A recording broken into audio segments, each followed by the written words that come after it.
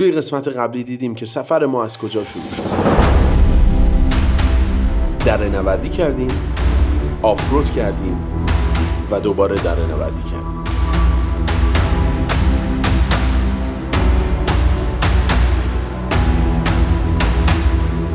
تا به جبل اختر رسیدیم.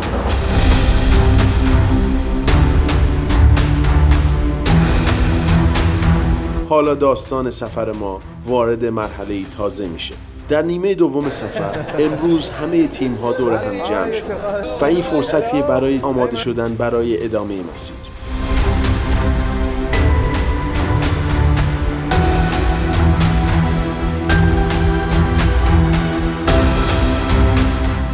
روز پنجم، کمپ تابستانه جبل شمس. بعد از پایان برنامه‌های دور اول، همه تیم‌ها از مسیر خودشون حرکت کردند تا دوباره در یک نقطه به هم برسن. در بلندترین کمپ عمان، کوهستان جبل شمس. الان جبل شمسیم، سما ریزورت. حدوداً نیم ساعته که رسیدیم اینجا. قراره که امشب بارون بباره. خاطر همین سریع باید همه چادراشون رو بزنن و آماده بشن که شرایط اینجا کمی متفاوته. اگر در بخش اول سفر همه ما توی هتل بودیم، در ادامه روزهای سفرمون همگی باید توی چادر کمپ بکنیم و کوهستان و طبیعت خانه ما خواهند بود. قراره که 5 شب اینجا کمپ بکنیم. 3 تا روتیشن انجام میدیم، یعنی 3 تا اکتیویتی هم قراره این تو این 5 شب انجام بدیم. Hello. How are you sir? I'm fine, thank you. Welcome to جبل شمس again. دکتر خالد، ایشون از سعودی هستن. خیلی خوبن حبیبی. خیلی ممنون. شکرا. اون هم کوهستان جبل شمسه. اون نقطه سفیدی که اونجا دیده میشه قله جبل شمسه. ظرف 5 روز آینده کلی اتفاق قراره اینجا بیفته. همینجاست که دور دوم سفر ما آغاز میشه. بازدید از غار هوتا، پیمایش در مسیر باریک و نفسگیر بالکنی واک و سفری به قلب تاریخ و موزه ها و کوچه های قدیمی نیزوا. در پایان هر روز همه دوباره توی کمپ دور هم جمع میشن، جایی که شعله‌های آتیش داستان اون روزو کامل میکنه و سکوت کوهستان همیشه همراه شب‌های ماست.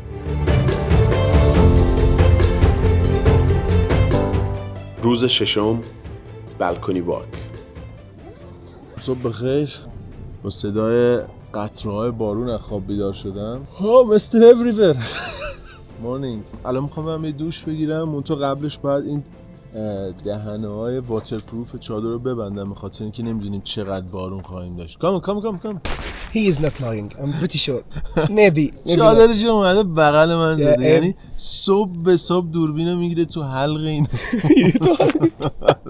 Have a nice day. اینجا جاییه که گایدا کمپ کردن. یلا شباب. صدای کلوفتی داره، یعنی خوراک میدون جنگ صداش. ولی یک رویه لطیفی هم داره. Yeah, everything's good. Everything's going, mashallah, very smooth. Change the mode.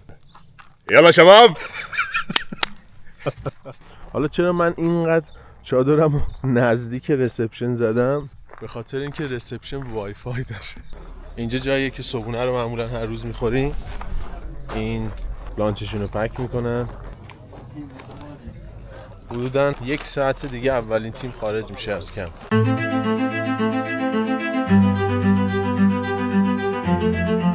یکی از برنامه‌های اصلی تیم‌ها در جبل شمس پیمایش در مسیر بالکنی واکه.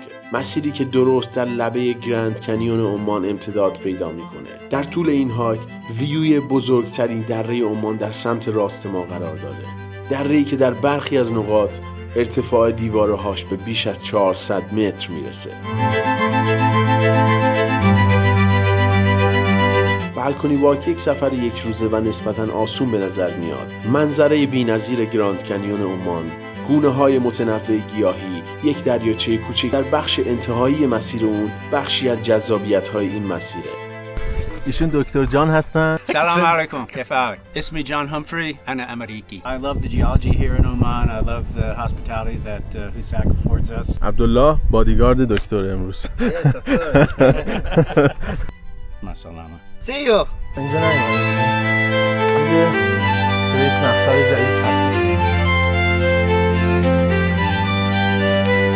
اینجا دریاچه پایین ویو پوینت جبل شمسه، بهش دریاچه وی فراتا میگن. این دریاچه از روانابایی که تو طول بارون ایجاد میشه میاد اینجا جمع میشه و معمولا در طول سال وجود داره. دور دریاچه هم یه دونه تریلی هستش که شما میتونید از اون طرف هم بهش ویو داشته باشید. اینجا آخرین پوینت هایک بالکنی واکه. یه چند تا دیگه عکس بگیرم و یه چیزی بخوریم و بعد شروع کنیم به برگشتن. نم بارون آروم آروم شروع شده. اینجا هم همون ویو پوینتیه که نشونتون دادم. از اونجا وارد بخش دریاچه میشیم. بعد از یه استراحت کوتاه کنار دریاچه باید برمیگشتیم. در طول مسیر برگشت تغییرات هوا محسوس‌تر بود و باران بارید. الان یه بارون خیلی خفنی گرفته تو جبل شمس. بچه‌ها همه خوشحالن. خیلی خوب. بهش میگم مستر اوریور. همه جا هست. مهدی از دانشجوهای پارسال بوده. امسال اومده به عنوان گاید داره به اوساک کمک میکنه. اورتنت. اون چادر منه. خیلی بارون خری شد. It's getting serious. Yeah. Wait. We cannot do anything. Yeah. We just. این الان احتمالاً چند ماه بوده بارون ندیده بوده. Let's go. اینجا اتاقیه که توش ادیت میکنم. سیفه. یه قطره بارون هم نمیاد. روز هفتم نیزوا. برنامه امروز ما بازدید از شهر تاریخی نیزواست. شهری که به عنوان یکی از قدیمی‌ترین مراکز فرهنگی و تاریخی عمان شناخته میشه. نیزوا قرنها پیش پایتخت این کشور بوده و هنوز هم رد پای تاریخ در کوچه ها، بازارها و بناهاش دیده میشه. مشهورترین نماد این شهر قلعه نیزواست.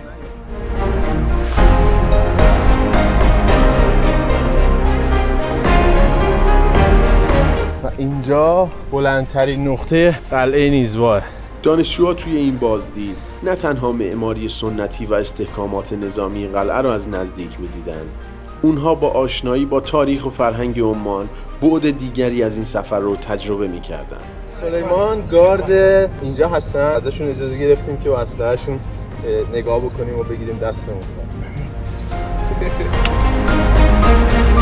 روز هشتم غار هوتا. سلام، صبح بخیر. امروز داریم میریم هوتا کیو، یکی از غارهای خیلی توریستیک عمانه که معمولاً ما سفرهایی رو برای دانشجوها برگزار میکنیم که اینو لایه‌های مختلف و زمین رو ببینن. یه نکته‌ای که هستش توی این کیو اینقدر میریم پایین و به واتر بد میرسیم، یعنی به آب بستر زیر زمین میرسیم. مسیر طولانی و تونل‌های آهکی فرصتیه برای بازدید کننده ها تا از نزدیک با پدیده‌های زمین‌شناسی آشنا بشن. ما تا جایی پیش رفتیم که به بستر آب‌های زیرزمینی رسیدیم. حوضچه‌های آرام در دل تاریکی مطلق. توی این آب‌ها گونه‌ای از ماهی سفید رنگ و بدون چشم به نام غار ماهی زیست می‌کنه. موجودی که خودشو با محیط تاریخ و بدون نور غار وفق داده. بازدید از غار هوتا زمان زیادی از ما نگرفت. در ادامه روز راهی وادی نخر شدیم. دره‌ای عظیم که به عنوان گرند کنیون عمان شناخته میشه. این دره شگفت‌انگیز نتیجه میلیون‌ها سال فرسایش و جریان آبه و اسم اون به خاطر روستایی که در انتهای اون قرار گرفته، روستای نخر. در کنارهای این دره بقایای یک روستای متروکه دیده میشه. بعضی‌ها باور دارند که این روستا به دوران حضور و نفوذ فارس‌ها در این منطقه باز میگرده. البته نشونه‌هایی از تفاوت در معماری و مصالح بناها با سایر نقاط عمان هم وجود داره، اما خود من هیچ سند قطعی برای اثبات این فرضیه پیدا نکردم و این روایت همچنان در حد یک داستان باقی میمونه.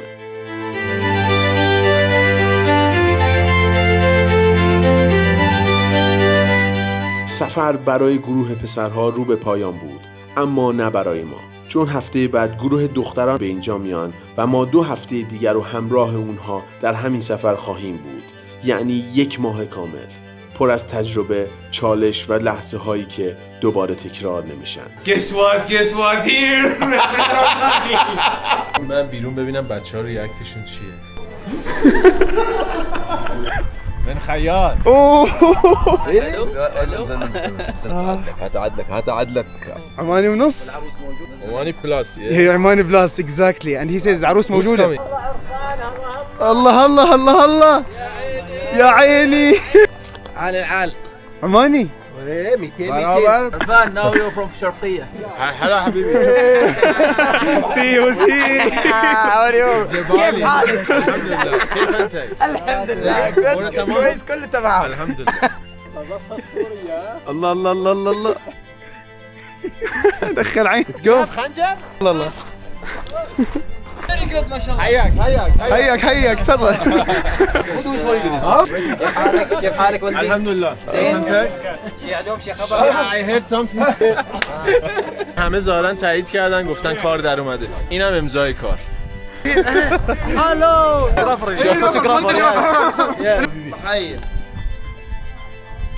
الله اینجوری با دماغ. هلا مرحبا هلا والله هلا ایرانی لبس عمانی. خب برنامه امروز هم تموم شد. روز نهم کمپ تابستانه جبل شمس. در طول این 2 هفته فقط یک روزه که هیچ برنامه‌ای انجام نمیشه. روزی که به اسم انجینیرینگ دی یا روز مهندسی شناخته میشه که برای اونها فرصتیه برای آموزش و برای من جمع‌بندی روایت این ماجراجویی طولانی. روز دهم صعود به جبل شمس. 2 سال پیش توی یک کمپ یه دونه از بطری‌ها آب یخمو برای اینکه خب تو جبل شمس خنک بمونه این شکلیش کردم. اینا منو مسخره می‌کردن. الان خودشون میان پک میکنن بعد کپی رایتش هم رعایت نمیکنن. کپی رایت اوکی. امروز روزیه که همه تیم‌ها هفته‌ها منتظرش بودن. صعود دست جمعی 123 نفره به بلندترین نقطه کشور عمان.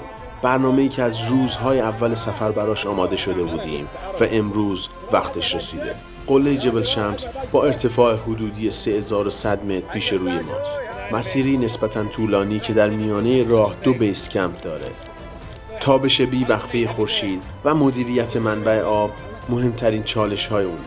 Okay, gentlemen, I'm trying to hold my excitement.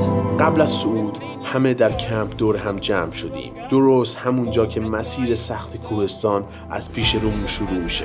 We're going to do that today, agreed? Let's go! I love you all. Gentlemen, let's get out of that gate!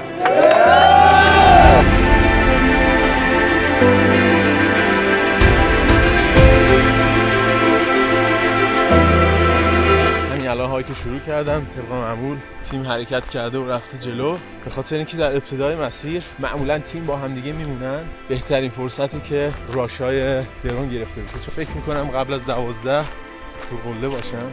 خدا شکر هنوز هوا گرم نشده، حدود 25 درجه اینا. خیلی با تیم فاصله دارم، باید زودتر حرکت بکنم که بهشون برسم. جبل شمس برخلاف بسیاری از قلل مرتفع مشکل کمبود اکسیژن نداره، اما خورشید در این ارتفاع همیشه مشکل سازه.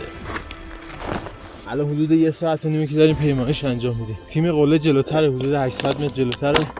خیلی مهمه. بدن خیلی زود دچار کم‌آبی میشه، حتی قبل از اون که ما متوجهش بشیم. همین بطری‌های آب کوچیک میتونن مرز بین ادامه مسیر و بازگشت اجباری باشند. جاستین اولین بار دارم ازش رونمایی میکنم. الان ما تو بیس کمپ 2 و همه تیم رفتن جلو. الان میخوام اینجا وایسم و با درون شات بگیرم. It's an honor to walk with this man. He's with me on nearly every adventure now. So thank you Mr. Irfan. هدف اصلی امروز من ثبت لحظه و روایت سفر بود، نه تکرار یک صعود دیگه. درست در 1 ساعتی قله صعود رو متوقف کردم، چون برای من سفر در همونجا به پایان رسید. به خاطر اینکه بچه‌ها رسیدن سامیت و باید همون لحظه راش درون ازشون میگرفتیم، چون پرچمو باز کرده بودن. مهمترین صحنه فعالیت امروز اونه.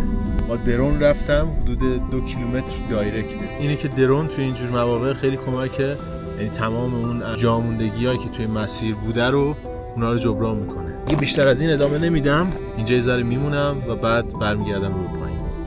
کل مسیر نشانه گذاری شده و زیاد چالش بزرگی برای مسیر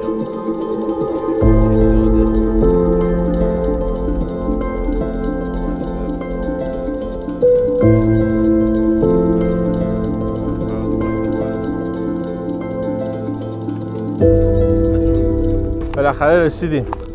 تقریبا 100 متر مونده تا کمپ.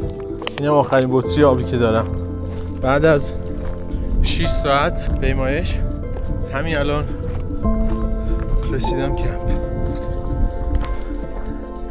بچه ها باید بیان اینجا کوله هاشون رو تحویل بدن و چکین بکنن.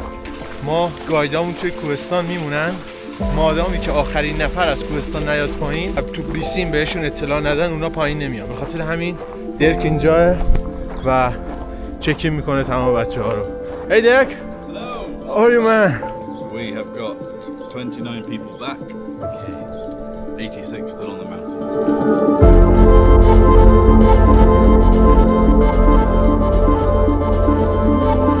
روز 11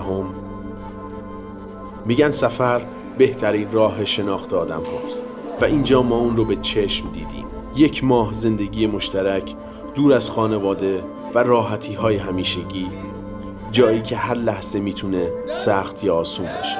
امشب آخرین شبیه که بعد از هفته ها سفر همه دوباره کنار هم جمع شدیم. لحظه‌ای که در پایان هر سفر تلخ و شیرینه. این سفر طولانی داشت تموم میشد در نگاه ها و لبخند های خسته همه ما.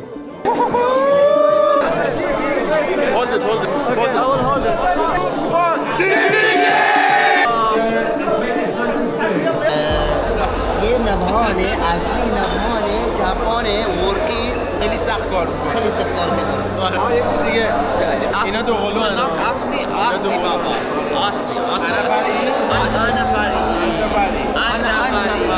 حمود حمود و خلیل. اینا دو قلو کیفی امسال امشب تموم شد. ممنون که تا آخر این ویدیو همراه من بودین. لطفاً کانال سابسکرایب کنید و اون رو برای دوستاتونم بفرستید.